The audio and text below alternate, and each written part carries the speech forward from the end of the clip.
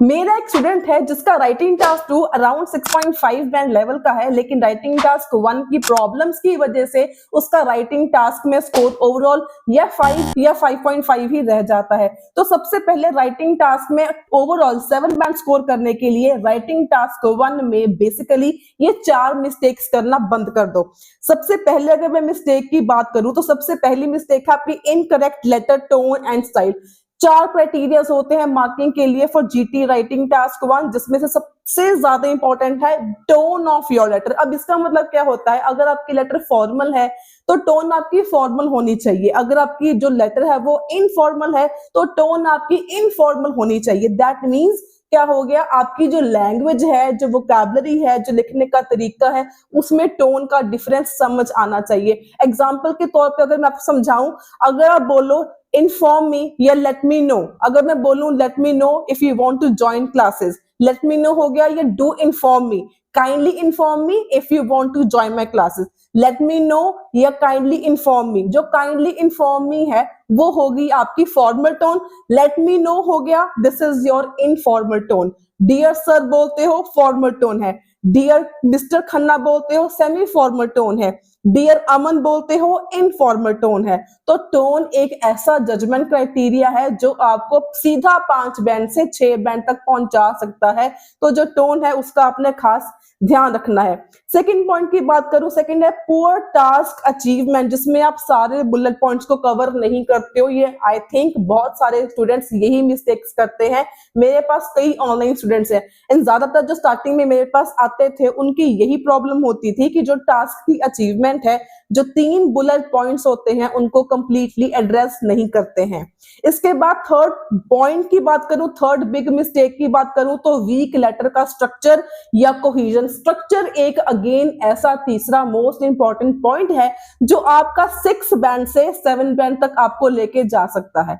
तो जो स्ट्रक्चर है, आईटीपी ने आपको एक क्लियर फॉर्मेट एंड एक क्लियर स्ट्रक्चर दिया हुआ है, तो उसी स्ट्रक्चर को नोटिस में रख के आपने लेटर को लिखना होता है। अगर आप स्ट्रक्चर को फॉलो करते हो तो खुद ब खुद आपकी कोहेजन आ जाएगी। कोहेजन क्या होता है, logical organisation of your writing task 1, which is again very very important. कई बार होता क्या है, हमें 3 पॉइंट्स गिवन होते हैं एंड समटाइम्स बहुत ही कॉमन मिस्टेक, आपके सामने एग्जांपल में शो करूंगी 2 बच्चों के लिए। ये राइटिंग टास्क 1 बेसिकली करते क्या हुआ, आप लोग इंट्रोडक्शन में ही BP1 क्वेश्चन का आप इस दोनों को मिक्स अप कर देते हो। हर एक आइडिया को सेपरेटली आपने एड्रेस करना होता है। 7+ बैंड के लिए सैंपल भी मैं आपको डिस्कस करवाने वाली हूँ इसके बाद अभी। और चौथी very very very big and common mistake क्या है, आपकी very basic vocabulary, repetition of basic vocabulary words. For example आप वेरी गुड लिखोगे, एक्सीलेंट नहीं लिखते हो आप। एंड वोकैबुलरी की मैं बात करूं, सिनोनिम्स की लिस्ट की मैं बात करूं, मैंने ऑलरेडी कई स्टूडेंट्स को ये शेयर की है फॉर फ्री। वोकैबुलरी की list, all in one vocabulary की लिस्ट है मेरे पास, जो आपको रीडिंग जीटी में काम आएगी, राइटिंग टास्क 1 में काम आती है, राइटिंग टास्क 2 में काम आती है, स्पीकिंग में भी आपके लिए काम आएगी। एक ऐसी पीडीएफ है, अगर आपको भी वो पीडीएफ चाहिए, just you have to like this video, share this video and subscribe to my channel and आपको वीडियो फ्री में मिल जाएगी। तो इसके बाद सबसे पहला मैंने पॉइंट बताया था आपको, जो है incorrect tone of your letter. अब इसको करेक्ट करने के लिए बेसिकली आपने करना क्या है, आपने कुछ ऐसे फ्रेजेस रखने होते हैं जो बेसिकली फॉर्मल के लिए फिट हो एंड कुछ ऐसे फ्रेजेस होते हैं जो बेसिकली राइटिंग टास्क इनफॉर्मल के लिए फिट होते हैं। अगर आपको इन फ्रेजेस के ऊपर, इन टेम्पलेट्स के ऊपर वीडियो चाहिए, डू कमेंट में in the comment section below. इसके ऊपर भी एक सेपरेट वीडियो लेके आऊंगी कि आप फॉर्मल में कैसे टोन यूज कर सकते हो, कैसे vocabulary words, phrases, templates use करने हैं एंड इनफॉर्मल में आपने कैसे यूज करने हैं। अब आपके सामने मैं क्वेश्चन का सैंपल लेके आ रही हूँ। अब इसको हम डिटेल में डिस्कस करेंगे क्योंकि हमारे पास कई स्टूडेंट्स ऐसे भी हैं जो पहली बार एग्जाम दे रहे हैं एंड जो दूसरी बार एग्जाम दे रहे हैं, उनका ऑब्वियसली क्राइटेरिया क्या होता है कि पहली बार क्लियर नहीं हुआ, कुछ कमियां रह गई होंगी, कुछ आपको डाउट्स रह गए होंगे, कुछ आपकी क्वायरीज होंगी, इसीलिए आपका सेकंड अटेम्प्ट आप दे रहे हो। तो इन दोनों केसेस के लिए आपको इस वीडियो को पूरा देखना जरूर चाहिए, क्योंकि इस वीडियो में इसके आगे मैं आपको समझाने वाली हूँ from basic to advanced level कि आपने राइटिंग टास्क 1 में 7 बैंड से ज्यादा स्कोर कैसे करना है। तो इसको मैं एक एग्जांपल के साथ समझाऊंगी। हमारे पास एक लेटर है, write a letter to sports club tell them you are not satisfied with service and have already complaint about it. आपने स्पोर्ट्स क्लब को लेटर लिखनी है कि आप उनकी सर्विसेज को लेके सेटिस्फाइड नहीं हो एंड आपने इसको लेके ऑलरेडी कंप्लेंट की थी पहले भी। इसके बाद फर्स्ट क्वेश्चन है what exactly is wrong with the service. उनकी सर्विसेज के साथ एग्जैक्टली क्या आपको पसंद नहीं आया या क्या गलती है या क्या प्रॉब्लम आपको लग रही है। What happened after you complained this first time? जब आपने पहली बार कंप्लेन किया तो उसके बाद क्या हुआ, कोई एक्शन लिया गया या नहीं लिया गया। What you want the club to do after your letter? आपकी लेटर के बाद आप क्या चाहते हो कि क्लब जो है वो क्या करे। अब 8 बैंड वाला 7+ बैंड वाला जो स्टूडेंट है वो हमेशा प्लानिंग करता है before starting to write letter. अगर आपने 7 बैंड लेने हैं तो प्लानिंग करनी बहुत जरूरी है। प्लानिंग से होता क्या है, प्लानिंग से आपका माइंड क्लियर होता है। आपको पता होगा आपने इंट्रो में क्या लिखना है, BP1, BP2, BP3 क्लोजिंग कैसे करनी है, आपको डिटेल में पता होगा। एंड अगर आपका माइंड क्लियर होगा आपको टाइम भी कम लगेगा एंड आपके जो बैंड है वो भी आपके बढ़िया आएंगे। Moreover second most important point here to make is that on 22 February जो पेपर है वो पेन बेस्ड होने वाला है। पेंसिल आपको अलाउड नहीं होगी। पेंसिल से लिखते थे तो आप इरेज कर पाते थे, पेन से लिखोगे तो आप इरेज कर नहीं पाओगे। समटाइम्स क्या होता है आपको लिखने के बाद रियलाइज होता है कि आपने गलत लिख दिया, पूछा कुछ और गया था, आपने लिख कुछ और दिया, which comes under the category of task relevancy and task achievement. अब पेन से लिखोगे तो आप इसको इरेज नहीं कर पाओगे। तो इसके लिए मैं आपको सजेस्ट करूंगी बहुत ज्यादा स्ट्रांगली कि हमेशा चाहे टास्क 1 लिख रहे हो चाहे आप टास्क 2 लिख रहे हो, आपने प्लानिंग जो है पहले करनी है। प्लानिंग कैसे करनी है मैं अभी आपको बता रही हूँ। अभी क्वेश्चन आपने देख लिया, समझ लिया। अब इसके बाद मैंने प्लानिंग के नोट्स बनाए हैं। आपने प्लानिंग कैसे करनी है ये मैंने डीपली नोट्स बनाए हैं। आप इसको इन शॉर्ट प्लान करना है आपने, मैंने डीपली बनाए हैं। तो सबसे पहला पॉइंट क्या है, ओपनिंग स्टेटमेंट, मतलब पर्पस ऑफ योर लेटर की आप लेटर को लिख क्यों रहे हो। ये खासकर बेसिकली वीडियो हर एक बच्चे के लिए है जो इवन फर्स्ट टाइम भी एग्जाम दे रहे हैं कि फ्रॉम बेसिक टू एडवांस ये पूरा कोर्स है। तो जो purpose of writing your letter है इसके भी आपको बैंड मिलते हैं। क्या आपने बताया है कि आप लेटर को क्यों लिख रहे हो। It is very important to include in your letter. तो इसमें आपने क्लियरली स्टेट करना है आपकी डिससेटिस्फैक्शन को with the sports club service, जैसे कि आपने क्वेश्चन रीड किया।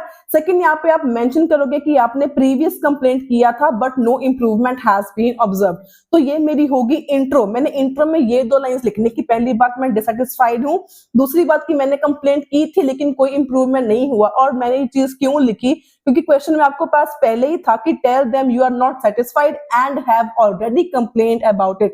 इससे क्या होगा, टास्क जो अचीवमेंट है वो आपका इंट्रो में पूरा हो जाएगा। तो आपको 2 चीजें गिवन है तो दोनों को आपने पर्पस में इंट्रो में मेंशन बहुत है करना जरूरी है आपके लिए। ये था आपका इंट्रो में आपने क्या लिखना है। उसके बाद आगे आपके 3 क्वेश्चंस, जिसमें से आपका पहला क्वेश्चन क्या था, what exactly is wrong with the service. Service के बारे में आपको क्या चीजें पसंद नहीं आई। तो मेरे माइंड में 3 पॉइंट्स थे। 3 पॉइंट्स क्या थे, जिम की बात हो रही है, स्पोर्ट्स क्लब की बात हो रही है, तो आप बहुत जो कॉमन पॉइंट्स है आपने, ऑब्वियस पॉइंट्स है आपने वो लिखने होते हैं, ज्यादा कॉम्प्लेक्स करने की इसमें जरूरत नहीं होती है। तो पुअर मेंटेनेंस ऑफ जिम के इक्विपमेंट्स लाइक ट्रेडमिल्स हो गया, वेट लिफ्टिंग हो गया, मशीन्स आर नॉट वर्किंग, पहला पॉइंट मेरे माइंड में यही आ गया। सेकंड पॉइंट था स्विमिंग पूल का जो पानी है वो that is unclean, changing rooms are not hygienic and lack of essentials like soap and towels. तो 3 पॉइंट्स मेरे माइंड में थे। अब मेरा माइंड हो गया क्लियर कि मैंने BP1 में 3 पॉइंट्स कौन कौन से मेंशन करने हैं, सिर्फ मुझे इसको लॉजिकली ऑर्गेनाइज करने की है इसके बाद जरूरत। सेकंड क्वेश्चन क्या था, what happened after the first complaint. Question में था कि आपने पहले कंप्लेंट किया तो उसके बाद क्या हुआ। तो मैनेजमेंट ने एश्योर किया था issue would be fix, issue जो है रिजॉल्व हो जाएगा। अब वुड कुड शुड कहां पे यूज होते हैं, ये ग्रामर है। अगर आपको ग्रामर के ऊपर भी डाउट है कि वुड कुड शुड कहां पे यूज होता है तो कमेंट कर देना, मैं ये भी आपको वीडियो में समझा दूंगी। सेकंड है no noticeable improvements were made. आप मैनेजमेंट ने आपको इंश्योर किया था लेकिन कोई नोटिसेबल इंप्रूवमेंट्स नहीं की गई हैं। जो ओवरऑल सर्विस है वो पुअर ही अभी तक गिनी जाएगी। इसके बाद थर्ड पॉइंट था what do you want the club to do, कि आप क्या चाहते हो कि क्लब क्या करे। ऑब्वियसली जो प्रॉब्लम सॉल्यूशन होता है तो उसमें से सॉल्यूशंस वही होते हैं जो प्रॉब्लम होती है, प्रॉब्लम के बेस के ऊपर ही हम सॉल्यूशंस लिखते हैं। तो जो प्रॉब्लम थी कि जिम के इक्विपमेंट्स काम नहीं कर रहे हैं या खराब है, immediate repair and maintenance of gym equipment आ जाएगा, regular cleaning of swimming pool and changing rooms जो हमने ऊपर लिखा ही था, प्रॉब्लम के रिगार्ड में सॉल्यूशन आ जाएगा, better customer service and hygiene management. ठीक है जी, तो ये आपकी होगी थर्ड पॉइंट की प्लानिंग। अब क्लोजिंग में आपने क्या लिखना है, hope for a prompt response लिख सकते हो, आप मेंशन कर सकते हो कि आप अपनी मेंबरशिप को रिकंसीडर दोबारा से सोचना चाहोगे अगर सेम इशू अभी भी परसिस्ट रहा, सेम कंडीशन अभी भी ये वैसी अगर कोई इंप्रूवमेंट ना की गई हो, तो उसके बाद आपने साइन अप करना होता है फॉर्मली। कैसे करोगे, योर सिंसियरली लिख के अपना नेम। ये था आपने प्लानिंग कैसे करनी है, प्लानिंग से आपका माइंड हो गया क्लियर। अब मैं बताऊंगी आपको फॉर्मेट के साथ सारे कुछ डिटेल में आपने इसको लिखना कैसे है। तो सबसे पहली इंपॉर्टेंट बात आपकी जो आती है, that is in the structure, that is in the format. अब फॉर्मेट में क्या होता है, आपको हमेशा शीट पे मार्जिन दिया गया होता है एंड आपने ये मेक श्योर करना है कि आपने हर एक पैराग्राफ मार्जिन के साथ ही इक्वली स्टार्ट करना है, बिल्कुल भी आपने स्पेसेस नहीं छोड़ने, बिल्कुल भी आपने जब लाइन स्टार्ट करनी है आपने गैप नहीं छोड़ना है, सबसे इंपॉर्टेंट बात। फिर आपको पता है दिस इज सेमी फॉर्मल, ये फॉर्मल में काउंट होती है, तो आपने बोलना है डियर सर मैडम, इसके बाद आएगा कॉमा। मैं आपको छोटी से छोटी बातें बता रही हूं, अगर आप इनको फॉलो करते हो तो आपका मिनिमम 6, एंड अगर आपकी वोकैबुलरी अच्छी रही, ग्रामर में वेरिएशंस रही, तो आपके minimum 7 scores are for sure.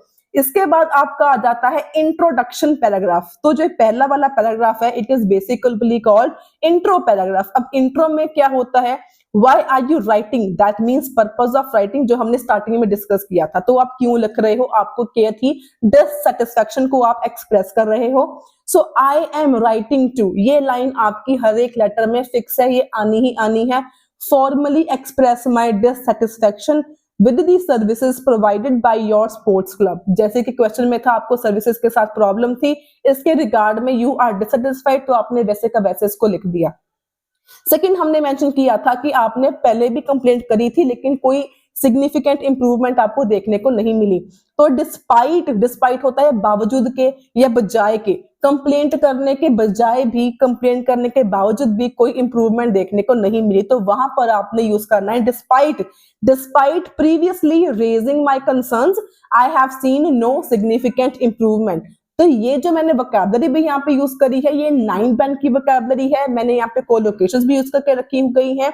जैसे यहाँ पे previously raising my concerns collocation है, सिग्निफिकेंट इंप्रूवमेंट कोलोकेशन है। Collocation means two words that naturally go together are called collocations. तो ये आपका हो गया इंट्रोडक्शन कि आपने पर्पस लिख दिया, आपकी टास्क की अचीवमेंट जो है वो पूरी हो गई क्योंकि आपको क्वेश्चन में 2 पॉइंट्स मेंशन थे।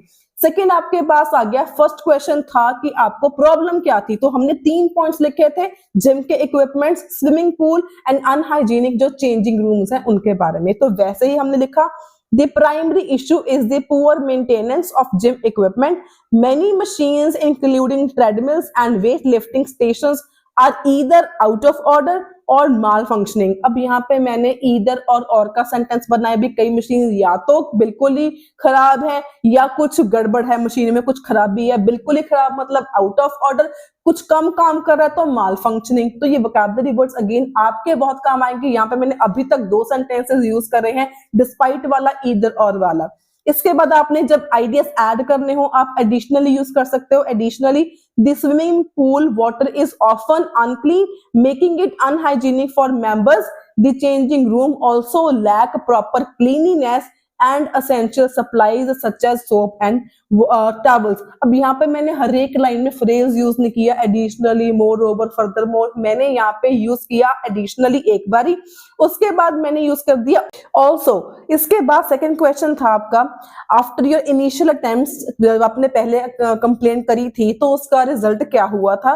तो यहाँ पे हमने लिखा after my initial complaint last month, हमने पहली बार कंप्लेंट करी थी, पहली बार मतलब initial complaint, I was assured that these issues would be addressed promptly promptly होता है छेती से छेती, जल्दी से जल्दी। एड्रेस्ड प्रॉम्प्टली मतलब प्रॉब्लम को सॉल्व करना, उसके बारे में सोल्यूशन निकाल के देना। लेकिन का मतलब however there has been no noticeable change, कोई नोटिसेबल चेंज नहीं मिला। Again noticeable change is a collocation. Addressed promptly is also a collocation, however is a linking word here by which you can link logically your ideas. So and the overall service quality remains subpar. अब यहाँ पे subpar लिखा मैंने, subpar का मतलब basically क्या होता है, पुअर, तो पुअर का सिनोनिम यहाँ पे मैंने यूज कर दिया subpar. So moving on to next, यहाँ पे this continued negligence, again continued negligence is your co-location. negligence का मतलब होता है लापरवाही, has made it increasingly difficult for me to enjoy my membership. Increasingly difficult is again the co-location. तो जैसे हमने ऊपर प्लानिंग किया था बिल्कुल सेम टू सेम हमने वैसे ही लिखा। इसके बाद थर्ड क्वेश्चन था हमारा कि what do you want the club to do after your letter. तो जैसे कि हमने पॉइंट्स लिखे थे कि जो प्रॉब्लम्स थी उसकी रिगार्ड में आपने सोल्यूशन देना था। I request that immediate action should be taken to resolve these problems. तो अगर आपको कोई भी कंप्लेंट वाली लेटर आ जाती है तो आप यहाँ पर सेम टू सेम यही लाइन BP3 में लिख सकते हो। जो हमारी कंप्लेंट्स वाली लेटर्स होती हैं या बेसिकली फॉर्मल या सेमी फॉर्मल जितनी भी लेटर्स होती हैं, इसमें थर्ड पॉइंट ज्यादातर 99% हमेशा होता है कि आप सोल्यूशन देना होता है, आपने अपनी सजेशंस या अपनी एडवाइस देनी होती है कि आप क्या बेसिकली चाहते हो। तो वहां पे आप ये चीजें फिट कर सकते हो। Moreover if you want me to make a video on templates for writing task 1 formal, informal, semi formal की हर एक लेटर को आपको टेम्पलेट्स के साथ समझाऊं, फ्रेजेस भी आपके साथ शेयर करूं, जो कमेंट में इन द कमेंट सेक्शन में लो। नेक्स्ट वीडियो के साथ हम आएंगे जहां पे मैं आपको फ्रेजेस भी बताऊंगी, टेम्पलेट्स भी बताऊंगी। So regular maintenance of the gym equipment, improved cleanliness of the facilities and better customer service would greatly enhance the experience of all the members. तो ये सारी चीजें हमने ऊपर लिखी थी प्लानिंग में कि रेगुलर मेंटेनेंस होनी चाहिए, क्लीनिनेस को इंप्रूव करना चाहिए, फैसिलिटीज को इंप्रूव करना चाहिए, कस्टमर की जो सर्विस है वो बेटर करनी चाहिए। इफ दीज इश्यूज परसिस्ट होता है कि ये प्रॉब्लम लगातार ऐसे ही चलती रही, if these issues persist I may have to reconsider my membership, मुझे अपनी मेंबरशिप के बारे में दोबारा से सोचना पड़ेगा। अब एक यहाँ पे और बात आती है, इफ दीज इश्यूज परसिस्ट मतलब यहाँ पे मैंने यूज किया सिंपल प्रेजेंट टेंस। अब टेंसेस की भी बहुत ज्यादा स्टूडेंट्स को प्रॉब्लम है, ग्रामर की बहुत ज्यादा प्रॉब्लम है। And next time if you want to make a video की मैं ग्रामर भी लेके आऊं आपके लिए, टेंसेस जो इंपॉर्टेंट है for speaking and for writing task 1 and 2 for general training specially, comment me in the comment section below. तो ग्रामर की भी वीडियो जरूर शेयर होगी आपके साथ। वही ग्रामर के मैं आपको रूल्स शेयर करूंगी जो आपको राइटिंग में, राइटिंग टास्क 1 में, राइटिंग टास्क 2 में एंड स्पीकिंग में आपको काम आएंगी। इसके बाद आपने एक लाइन छोड़ के अगेन आपने क्लोजिंग करनी होती है। I hope for a prompt response and visible improvement soon. Prompt response का मतलब क्या होगा, जल्दी मुझे रिस्पॉन्स मिलेगा। एंड विजिबल इंप्रूवमेंट्स, ऊपर हमने क्या लिखा था, नोटिसेबल चेंज नहीं है, नोटिसेबल इंप्रूवमेंट नहीं है, तो इसका सिनोनिम मैंने यूज कर दिया सिर्फ विजिबल इंप्रूवमेंट्स। अगेन आपने एक लाइन छोड़ के लिखना है योर्स सिंसियरली एंड उसके बाद आपका नेम। तो यहाँ पे देखो आपने फॉर्मेट का बहुत ध्यान रखना है। तो स्टार्टिंग हमने देखो कहां से किया, डियर सर मैडम से स्टार्टिंग किया, इंट्रोडक्शन लिखा, BP1 का हमने आंसर दिया, देन BP2 का आंसर दिया, BP3 का हमने आंसर दिया, उसके बाद हमने क्लोजिंग ऐड कर दी एंड साइन ऑफ कर दिया। और गैप कहाँ पे छोड़ा, लाइन कहाँ पे छोड़ी, ये भी आपने ध्यान रखना है, मार्जिन के साथ साथ आपने लिखना है। सो ये चीजें हैं। अब 4 इंपॉर्टेंट चीजें जो एग्जामिनर देखेगा, अगेन वो टोन चेक करेगा, आपकी ग्रामर चेक करेगा, आपका स्ट्रक्चर चेक करेगा, आपका purpose of writing your letter check करेगा and tone of your letter आपका चेक करेगा। सो आई होप आपको आज की वीडियो से बहुत कुछ सीखने को मिला होगा। रीडिंग की ये 2 वीडियोस है, ये भी जरूर देख लेना।